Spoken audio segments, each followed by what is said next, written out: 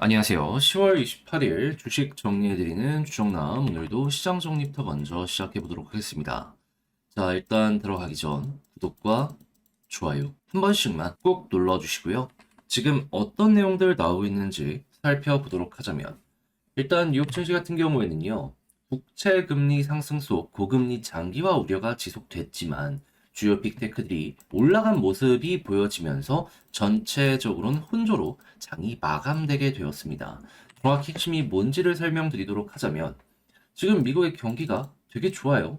지표들이 잘 나오고 있고, 이러한 부분이 지금 현재 시장에게 지금은 괜찮다라는 인식을 주고 있습니다. 근데 이렇게 경기가 좋은데도 불구하고 물가적인 부분에 큰 역할을 하는 이 원유 같은 경우에는 어땠다? 올라가는 모습이 보여지게 되었다.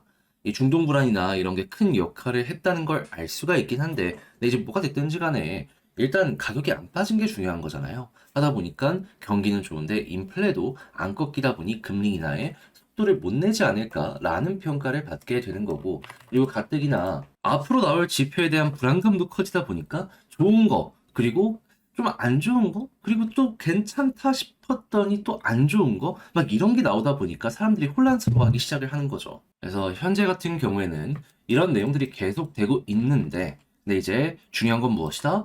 금리 인하의 속도는 조절이 될 수 있겠지만은 결과적으로 금리 인하는 앞으로 꾸준하게 진행이 될 것이기 때문에 지금 11월 FOMC에서 금리 인하 확률이 95%까지 올라와 있는 상황이거든요.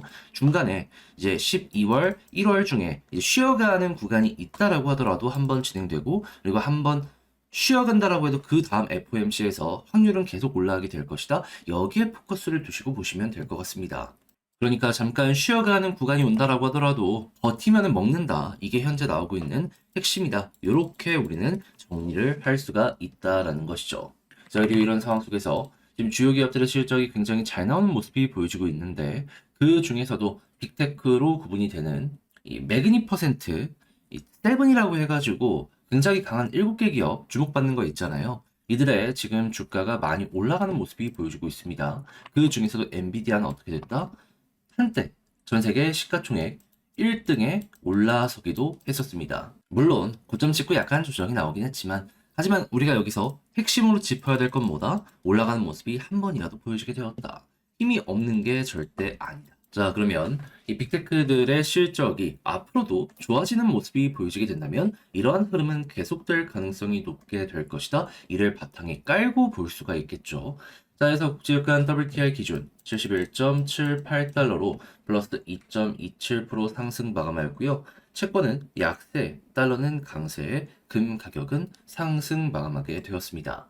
자, 그러면 이외에 우리가 보면 좋을 만한 내용은 뭐가 있는지 하나씩 살펴보도록 하자면, 자, 일단 한국의 이 현대자동차, 토요타랑 지금 손잡는다라는 얘기가 슬그머니 나오기 시작을 했죠.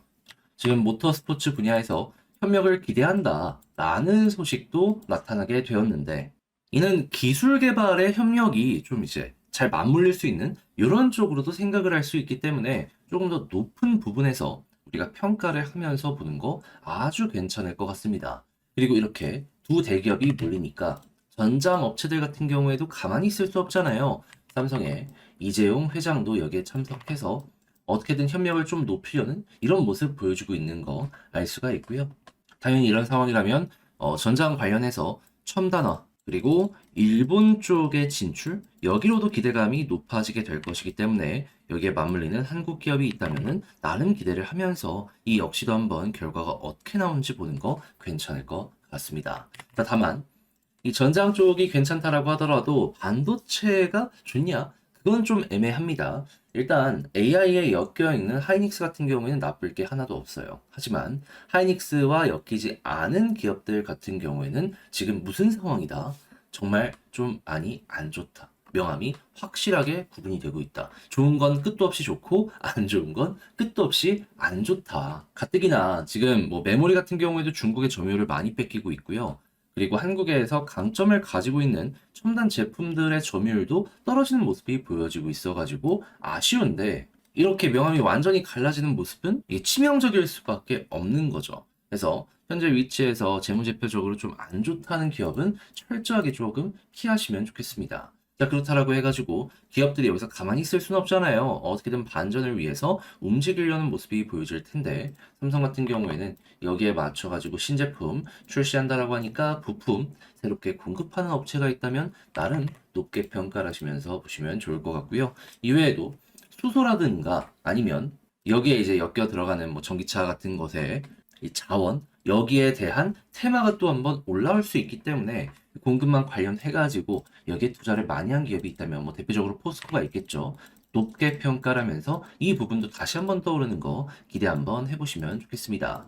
자, 그리고 게임 같은 경우에는 지금 바닥을 찍고 이제 올라가는 기업이 점진적으로 많아지는 모습이 보여지고 있어요. 특히나 한국보다도 해외에서 좋은 성과를 내면서 이런 모습을 보여주고 있는 게 뚜렷하게 나타나고 있고, 그리고 중국의 판호를 받으면서 기대감도 커지는 기업들도 많아지고 있다는 거 알 수가 있는데, 그 중에서도 넥슨이 굉장히 뚜렷한 모습 보여주게 되었죠. 이건 이들 이외에도 다양한 게임사들까지 영향을 미칠 수 있는 내용이기 때문에 비슷한 결을 가지고 있다. 이거 수급 좀 순환매가 돌 수 있겠다. 요거 기대하면서 보는 거 좋을 것 같습니다. 자, 그 다음으로는 비만약 관련해가지고 지금 판매량이 어마어마하다를 겁니다. 이 비대면 처방이 엄청나게 급증을 하고 있다라고 하는데 이 테마로 엮여 있는 종목들 같은 경우에는 이건 실적으로 엮여 들어가고 있는 거잖아요. 한번 꾸준하게 살펴보시면 좋을 것 같고 KBT 같은 경우에는 좋았는데 더 좋아지게 될 것이다 라는 평가가 많습니다. 지금 미국에서 어마어마하게 팔리고 있다라고 하는데 여기서 기억을 해야 되는 부분은 뭐다? 그렇다라고 해서 중국에서 매출이 안 나오는 건 아니다. 그리고 중국은 지금 경기가 살아나고 있는 상황이기 때문에 미국도 좋은데 중국까지 좋으면 그러면 이 양쪽 모두에 점유율을 가지고 있는 기업들은 날아갈 거 아니에요. 네, 그런 순간이 지금 눈앞까지 오고 있는 상황이다. 이거 꼭 알아두시면 되겠습니다. 자, 그리고 미국 대선 승자 누구든 리쇼어링 주는 무조건 이긴다라는 얘기가 들리고 있어요. 인프라 관련부터 시작을 해가지고 이제 제조업이 미국 본토로 다시 컴백을 하게 된다. 이걸 핵심으로 생각을 하시면 되는데 그럼 이제 누가 수혜를 받을 것이냐? 그럼 인프라면은 뭐 건설 업체들, 뭐 엔지니어링 업체들 이런 데부터 시작을 해가지고 전선 그리고 전기 막 이런 데들 수혜를 받을 거 아니에요. 공작기계 같은 기계 같은 경우에도 새로 살 수가 있을 것이고 여기에 이제 엮여 들어간다 하면은 한동안 호황일 가능성이 높으니 이 부분은 그냥 꾸준하게 지켜보는 식으로 여러분들이 기대해 보시는 거 아주 좋을 것 같습니다. 자, 그리고 마지막으로 지금 기업들 그동안 시장이 안 좋아서 매각을 못했던 거를 이제는 좀 하려는 것 같아요. 그래서 SK해운부터 시작을 해가지고 최근에 이 쌍용 CNE 같은 경우에도 상장 폐지를 진행을 했죠. 이게 매각이 언제 될지는 모르겠지만은 지금이 이제 곧 있으면은 가격 올라가면은 이제 상장 폐지를 함에 있어가지고 돈이 더 들 수도 있으니 거기서 좀 급하게 움직인 것 아닌가? 막 이렇게도 생각을 할 수 있거든요. 그래서 시장 전체가 조금 올라가는 이 부분 기대를 하면서 볼 수 있기에 이거는 다른 종목들에도 영향이 갈 수 있거든요. 그동안 좀 소외를 받았다 하는 종목들이 있다면 차근차근 바닥을 딛고 올라갈 가능성이 높아지고 있다는 걸 생각을 하면서 이런 내용은 참고 한번 해보시면 좋을 것 같네요. 자, 이렇게 해서 시장 정리 한번 싹 해봤는데 어떻게 여러분들께 도움이 되었을지 모르겠습니다. 잘 보셨다라고 생각을 하신다면 구독과 좋아요 한번 부탁드리고요. 지금 말씀드린 내용들 같은 경우에는 장 시작하기 전 텔레그램 공방을 통해서 올려드리고 있고 이외에도 공부할 수 있는 내용들 계속 올려드리고 있으니까 한번 같이 보고 싶다. 영상 소개란에 있는 텔레그램 링크를 클릭하시고 입장을 해주시면 될 것 같습니다. 자, 그러면 개별 종목 살펴보도록 할게요. 제가 이번에 가지고 온 종목은 두산 에너빌리티를 가지고 왔습니다. 상황을 봤을 때 흐름이 나쁘지가 않아요. 현재 추세 라인 어떻게든 지키는 것 같은데 우리가 중심을 잡고 보면 좋을 부분이 뭐가 있는지 하나씩 살펴보도록 할 테니까 일단 들어가기 전 구독과 좋아요 한 번씩만 꾹 눌러주시면 감사드리겠습니다. 자, 일단 가장 먼저 현재 어떤 소식이 들려오고 있는 상황이다.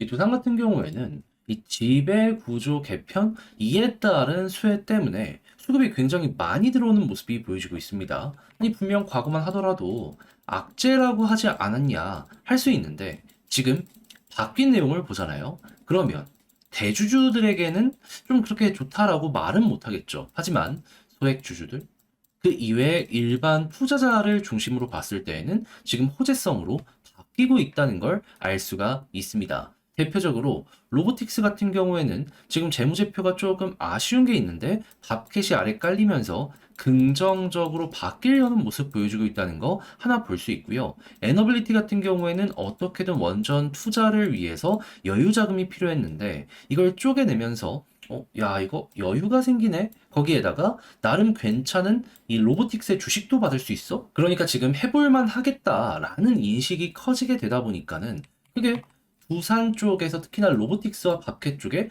수급으로 엮여 들어가고 있고 이게 지금의 상승을 만들고 있다? 이리 볼 수가 있다라는 겁니다. 그러면 일단은 이러한 수급이 긍정적으로 앞으로도 유지되는 것만 하더라도 우리가 생각할 수 있는 건 뭘까요? 당연히 추가로 지금 우상향 잡히고 있는 거 이어지게 될 가능성이 높을 것이다. 요걸 생각을 할 수 있겠죠. 그러면 여기서 이제 우리가 봐야 되는 일정은 뭐가 있느냐? 일단 금감원에서 오케이를 하는지 안 하는지 보는 거 이게 최우선이고요. 그 다음에는 주주총회가 진행이 될 겁니다. 여기 진행되는 거 두 번째 보시고 여기서 찬성된다라고 하면은 권리락 일정 잡히면 여기에 맞춰서 마지막 피날레 올라갈 가능성 높다. 그래서 이렇게 순차적으로 생각을 하시고 요때마다 꿈틀거릴 가능성이 현재 자리에서 높아지게 될 것이다 라고 보시면 되겠습니다. 그리고 이런 것들이 지나가는 과정에서 본업에서 다시 이런 것들이 진행되는 과정에서 본업에서 좋은 모습이 보여지게 된다면 그 역시 더하기가 아니라 곱하기로 시너지를 낼 수가 있겠죠. 자, 그랬을 때 지금 체코 원전 터빈만을 이 두산 스코다 파워 하면서 이렇게 이야기는 하는 걸 볼 수 있단 말이에요. 그러면 유럽 원전은 이 체코 쪽에 있는 스코다 파워에서 계속해서 생산을 할 수가 있기 때문에 이 부분도 향후 후속, 이 수주전 같은 것들이 진행이 된다라고 했을 때 기대감을 가지면서 보는 것도 아주 좋을 것 같습니다. 무엇보다 엔비디아의 주가가 굉장히 급등을 하는 모습이 보여지는 만큼 저는 여기서 충분히 시너지 많이 내지 않을까 생각이 드네요. 그래서 일단 지금 당장의 가격에 변화를 주는 거는 지배구조 개편, 그 다음 이제 꾸준하게 영향을 줄 분은 요 원전 이렇게 순차적으로 생각하시면 되는데, 자 그럼 이제 이 상황에서 수분 아까 봤으니까 차트적으로 어떻게 여기에 접근을 하면 좋을지에 대해 따져보도록 하면 가장 베스트는 일단 지지라인 11선 위에서 버티는 거죠. 지금 여기에서 꿈틀꿈틀 거리니까 큰 어려움 없이 이렇게 올라가려는 모습이 보여지고 있잖아요. 그러면 11선 앞으로도 이탈 없다면 굳이 정리할 필요는 없다라고 생각을 할 수 있을 것 같고요.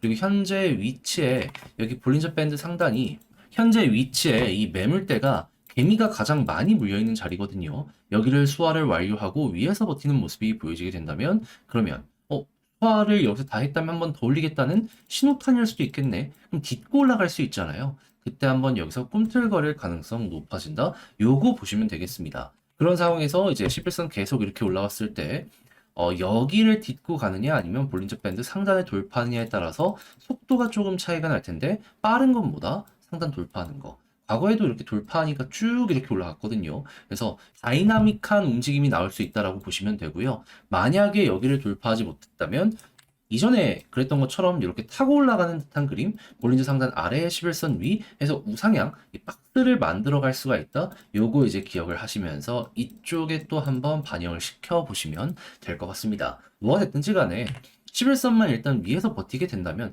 둘 중에 하나는 나올 가능성이 지금 굉장히 높아지고 있어서 수도 괜찮으면 기대를 해보시면 좋겠네요. 대신 이렇게 올라가다가도 조심을 해야 될 구간은 어디다? 23,500원. 여기도 이전에 이 자리와 마찬가지로 물려있는 개미가 상당히 많거든요. 근데 이건 언제부터 물려있는 개미다?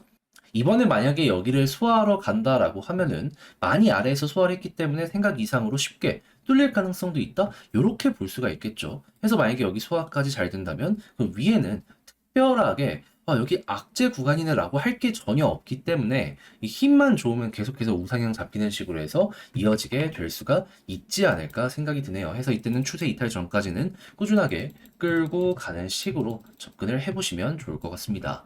자, 그럼 지금 본 걸 바탕으로 두산 에너빌리티 글로 쓰면서 영상 총정리 마치도록 하자면 일단 지배구조 개편 이게 호재로 작용을 하고 있어서 향후 진행될 아까 말씀드린 일정 있잖아요. 요거 일단 보시고 원전은 너무 괜찮기 때문에 이에 대해서도 후속으로 무언가가 나오게 된다면 이거 역시 호재다. 그래서 둘 중에 하나만 있어도 올라가는데 둘 다 되면은 더욱더 많이 올라갈 수 있다. 이거 기억하시면 되고요.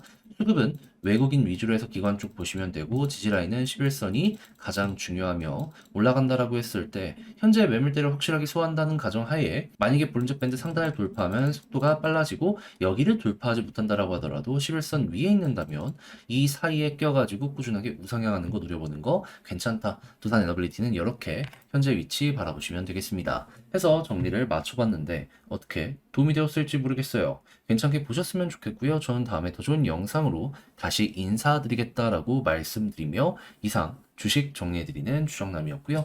여러분들 마무리로 구독과 좋아요 한 번씩만 꾹 눌러주시면 감사드리겠습니다.